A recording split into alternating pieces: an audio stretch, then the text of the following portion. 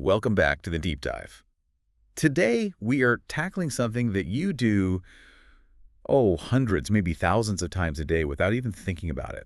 You do it when you read a text, when you glance at a headline, even when you overhear a bit of conversation.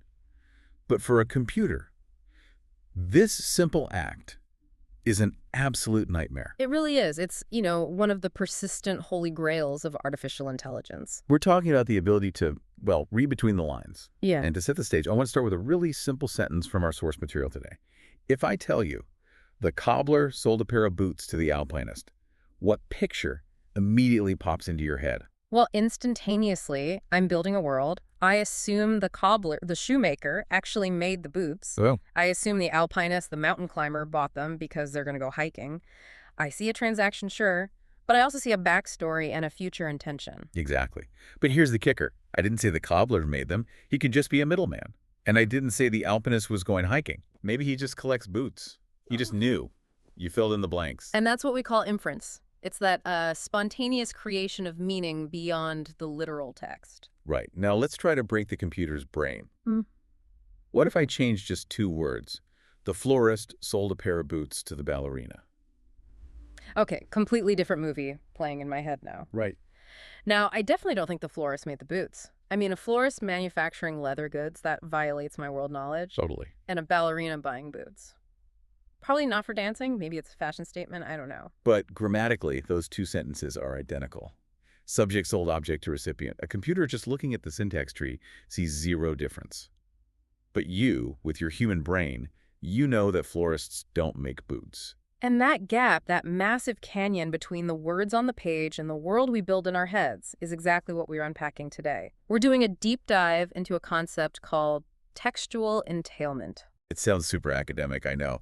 But as we'll see, this is actually backbone of everything from Siri to Google search to maybe how your essays get graded in the future. It really is. We're basing this discussion on a fascinating chapter by Sebastian Pideaux and Ido Dagan titled simply Textual Entailment. Yeah. So let's start with the basics. You mentioned inference earlier. How is that different from this entailment thing? So inference is the broad term. It's exactly what we just did with the cobbler. It's any assertion a reader believes to be true after reading a text, even if it wasn't explicitly stated. Okay, keyword there. Believes. Yes, Meaning it might not be true. precisely. It is defeasible. That's a fancy philosophical term, meaning it can be overridden or defeated by new information. So, for example, maybe the alpinist bought the boots as a gift for his mother. Right. My inference that he was going hiking is likely, but it's not 100% guaranteed. If you added the sentence, he wrapped them in gift paper, my original inference is defeated. Okay, so inference is the messy, flexible human process. What is textual entailment then? Textual entailment is how we try to formalize that messy process so a machine can do it. It's defined as a relationship between two specific texts. We call them the text, or T, And the hypothesis H? and the hypothesis, or H, exactly. Entailment holds if a human reading text T would infer that hypothesis H is most likely true. Most likely true.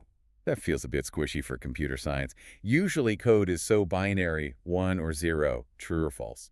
And that is the crucial distinction. In strict formal logic, if A implies B, then B must be true in every possible universe where A is true. It's mathematically rigid, but natural language is just too fuzzy for that. So this is about common sense. It's all about common sense. It's about what a reasonable human would conclude. So going back to our example, text. The cobbler sold boots to the alpinist.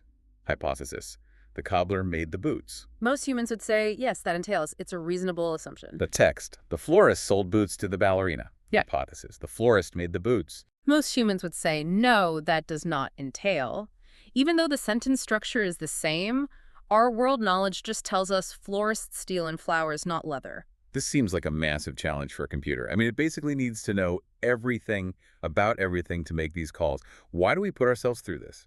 Because without it, our search engines and virtual assistants are just dumb word matching machines. They're just matching symbols without understanding content. Let's look at question answering, or QA.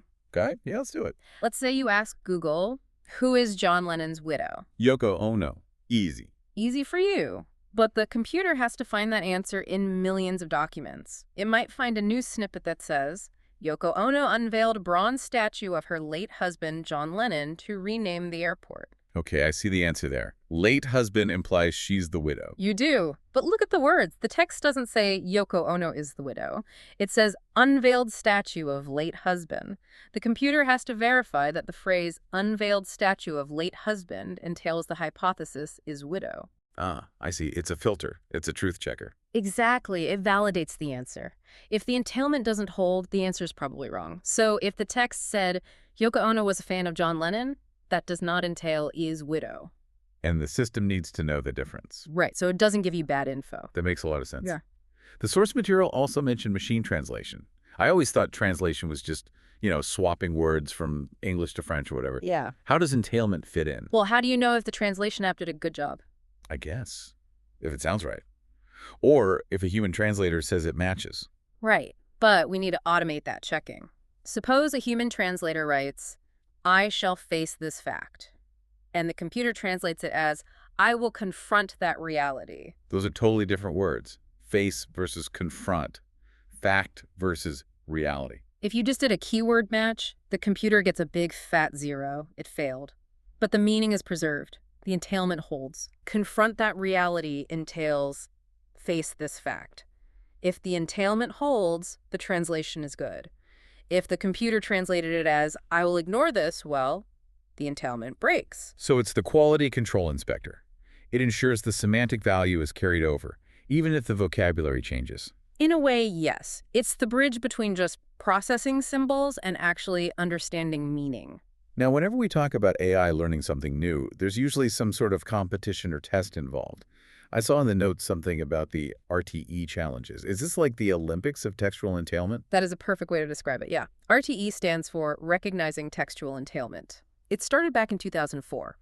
Before this, everyone had their own vague ideas of what understanding meant. The RTE challenges turned it into a competitive sport with a real scoreboard. So how did this sport evolve? I assume they didn't start with the hardest stuff right away. No, they eased into it. In the beginning, RTE 1 through 3, it was a simple binary choice. I give you a text and a hypothesis, you tell me, yes or no, does it entail? Simple enough. A 50-50 shot. But then they realized the world isn't black and white.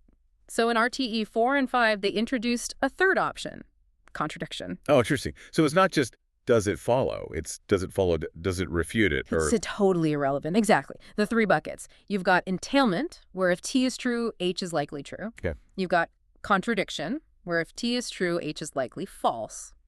And then unrelated, where T tells us absolutely nothing about H. Can you give us an example of unrelated versus contradiction? I feel like that distinction is really important for an AI to get right. Oh, it is vital. So, text. The bank was robbed. Hypothesis. The bank is open on Sundays. That's unrelated. Totally unrelated. The robbery tells me nothing about their weekend hours. It's not false, it's just, we don't know. Right. Now text. The bank was robbed. Hypothesis. The bank was safe and secure. Contradiction. That's a contradiction. They can't both be true, so the computer has to know when to say, I don't know. Which is surprisingly hard for algorithms. It is. They love to be confident. And then, by RTE 6 and 7, they moved to the search task. So instead of just looking at pairs, they gave the computer a hypothesis and said, here is a massive document. Find every sentence that entails this hypothesis. So finding a needle in a haystack. A semantic needle in a textual haystack. I want to get into the nitty-gritty of why this is so hard. We talked about the cobbler and the florist, which is a world knowledge problem. But the source material lists a whole linguistic obstacle course. What are the specific traps? There are so many levels. First, you have the simple stuff like synonyms, knowing that buy and purchase are the same, or, paraphrasing, X is the author of Y is the same as Y wrote X. That seems like you could just solve with a big thesaurus database. To an extent, yes. But then you get into syntax. Active versus passive voice, the dog bit the man entails the man was bitten. The subject and object swap places, but the meaning holds. Right, but we have grammar rules for that. True. But then, here's where it gets really interesting. This is the part that usually breaks people's brains a little bit. It's a concept called monotonicity. Monotonicity. It sounds like something from a calculus textbook. It does, but it represents the boss fight of textual entailment logic. It's about how logical rules can flip when you add negatives or certain words. Okay, let's unpack this slowly. Imagine a sentence. Fido is a black terrier. Does that entail Fido is a terrier? Yes, obviously. Yeah. You just removed the word black. Right. This is called upward monotone. You can delete details, go from specific, like black terrier, to general, like terrier, and the statement is still true. Okay, I'm with you. I drove a fast car Yeah. entails I drove a car. Exactly. Now let's add a not. Fido is not a black terrier. Okay. Does that entail Fido is not a terrier? Wait, let me think. Fido is not a black terrier? No. It doesn't, because he could be a white terrier. Bingo. It's because he isn't a black one doesn't mean he isn't a terrier at all. Ex- So deleting the word black suddenly broke the logic just because of the word not. That's downward monotone behavior. Negation flips the roles, and it's not just the word not. Words like refuse, deny, or rarely can trigger this flip. If I say, I refuse to drive a fast car, it does not entail, I refuse to drive a car. I might be perfectly happy driving a slow car. Exactly. And I assume a simple word-matching computer program falls flat on its face here. I would think so. Completely. A basic system looks at the two sentences. 1, Fido is not a black terrier. 2, Fido is not a terrier. It sees Fido is not terrier. Huge overlap. It thinks match, entailment. But logically, it's completely wrong. It misses the mirror effect of the negation. It doesn't see the lens, right? So how do we fix it? How do the machines actually do this if simple matching fails? Well, the history of entailment engines is basically the history of trying to fix that problem. The source material outlines 3 main approaches. Approach number 1. We've basically covered it. The matching approach, or bag of words, you just count how many words overlap. And the verdict is? Fast, but dumb. It's the baseline. As we said, it can't tell the difference between the dog bit the man and the man bit the dog. Right. Same words, totally different victim. Okay, approach number 2. This one sounded a lot more sophisticated in the text. The transformation approach. This treats language like a math proof. You try to turn the text into the hypothesis using a sequence of legal moves. Legal moves. Yeah, like transform active to passive, or replace word with synonym, or delete modifier. You calculate the cost of these moves. This is often called tree edit distance. So you're editing the sentence tree structure. Right. There was a famous system called BIUT, the Bar Ilan University Textual Entailment Engine, and it introduced this amazing concept called a parse forest. A parse forest? That sounds strangely poetic for computer code. It is, isn't it? But here's the thing. Language is ambiguous. A sentence doesn't always have just one structure. If I say, I saw the man with the telescope, it has 2 meanings. Right. Either you used a telescope to see him, or he was the one holding a telescope. Exactly. A parse tree is just one of those meanings. A parse forest is a representation of all possible meanings and transformations. Oh, wow. So the computer generates every possible way to interpret the sentence. Yes. It creates a forest of trees, and then it tries to find a path through that forest that connects the text to the hypothesis with the lowest cost. That sounds incredibly computationally expensive. It is. It takes a lot of processing power. But it's much more accurate than just counting words because it respects the structure and ambiguity of language. And the third approach? Logic. Good old-fashioned formal logic. You convert the English sentence into a mathematical formula. X implies Y. But you said earlier that language is too messy for strict logic. It is, and that's the downfall of this approach. It's beautiful in theory. If you can get the sentence into the formula, you can prove the entailment with 100% certainty. But the translation from English to formula is where it breaks. It's just too fluid. So what's the winner? What do modern systems use? Like most things in AI today, the answer is all of the above, wrapped in machine learning. Modern systems extract features. They look at word overlap, they check for synonyms using databases like WordNet, they look at the tree edit distance, they check for those negation markers. All the clues. All the clues. Then they feed all of them into a probability model, a classifier, that just guesses the answer. So it's playing the odds. Exactly. It's probabilistic reasoning. It says, given these 50 features, there is a 95% chance this entails. So we've got these engines, they're getting smarter, they're navigating parse forests. What are we actually doing with them besides answering trivia questions about John Lennon?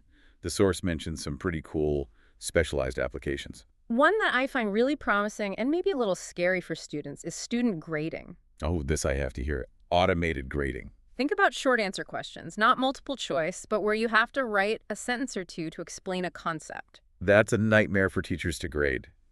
Thousands of them. Because every student phrases the answer differently. Right. So you use entailment. The teacher writes one model answer, that's your hypothesis. The student's essay is the text. And the system checks. Does the student's text entail the teacher's key points. Exactly. That is brilliant. So if the teacher says, the water evaporated because of the heat, and I write, the high temperature caused the liquid to turn into gas, the entailment engine knows I'm right. Precisely. It handles the phrasing differences. It checks for the meaning, not the specific keywords, so it doesn't penalize you for having a good vocabulary. That could be a game changer for online education. Absolutely. Another huge one is summarization. Imagine you have 10 news articles about the same event. You want one summary. Right, you don't want to just paste them all together. You'd have the same sentence 10 times. The earthquake hit at 5. At 5 p.m., the ground shook. Disaster struck at 17:0. Yeah. You use entailment to find the semantic content units. If Article A says the president visited France and Article B says the U.S. leader went to Paris, the system recognizes they entail each other. It identifies them as the same information. It's deduplicating meaning. It keeps one instance, discards the entailments, and builds a concise summary that covers all the unique points without repetition. And the source mentions something about an open platform. Yes, the Excitement Open Platform. It's an effort to stop everyone from reinventing the wheel.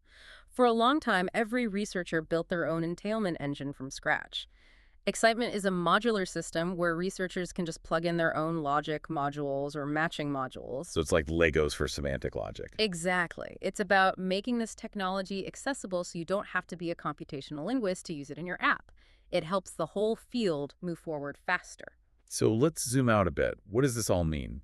We've gone from computers that just count words to computers that are, trying to mimic human inference. We are bridging the gap between processing and understanding. That is the big picture. For decades, computers were just shuffling symbols. They didn't know that murder entails death or that iTunes is software. Textual entailment is the attempt to give them that common sense. It's giving them a world model. It is, but, and this connects back to where we started, it's a defeasible world model. Right, the likely true part. And that is something for you to really chew on. We are teaching AI to rely on likelihood, not strict logical truth.